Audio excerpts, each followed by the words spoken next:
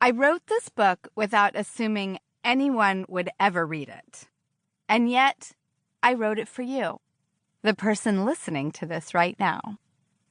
If it feels personal for you, then I am so happy because it was personal for me. I didn't write it in any particular format. This is not a sweeping life story, but an elaboration on times in my life as I remembered them.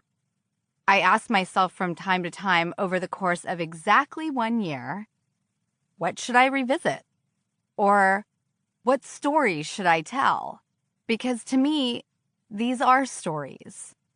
My publisher wanted to call this a memoir at first, but that didn't sound right.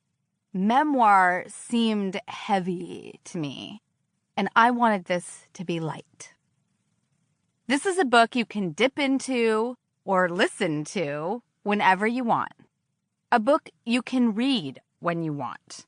A book you can listen to when you want.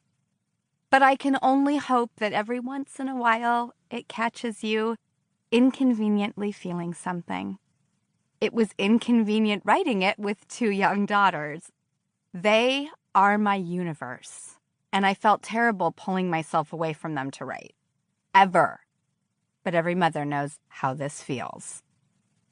However, I discovered that over this year that being a mother is at times hardest in the transitions.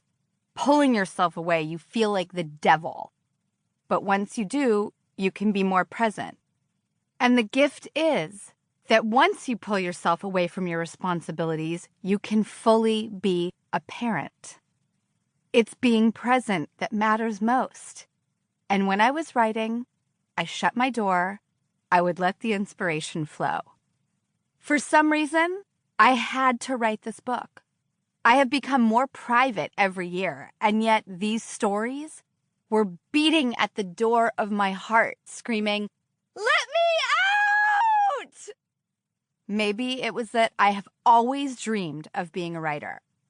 Those people who do the typing and the transporting are my heroes. I have never been able to do that. I have never been brave enough, smart enough, had enough to say. I had not exercised those abilities in my life. And now I have, alone in a room. And yet, as I say in the book, you do nothing in this life alone.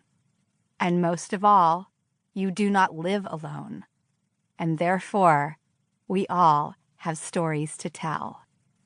These are mine.